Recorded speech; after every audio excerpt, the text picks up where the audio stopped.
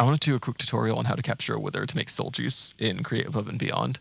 So the first thing you need to do is find an area of bedrock that is enclosed and does not have an escape. So like this area right here has at least a 2x2 area, or at least a 1x2, at the very minimum, maybe 3x2, for the wither to breathe and not get suffocated immediately.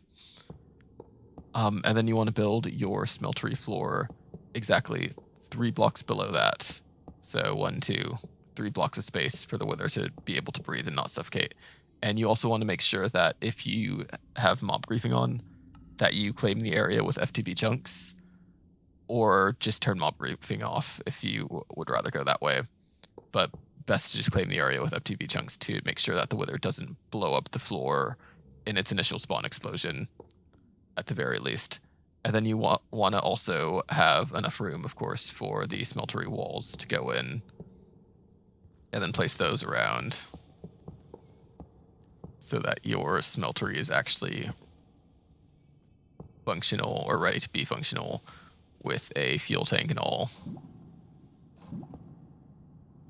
But before you completely fill this in, you'll want to place the wither with the first block you place under the open space area, then place the rest of the wither, and you'll have a wither enclosed for soul juice. As soon as that spawns, it'll be ready to start being melted, and the farm will be done.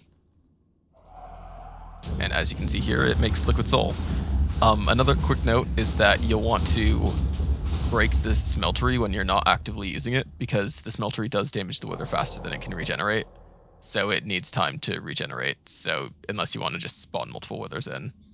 And that's how you get soul juice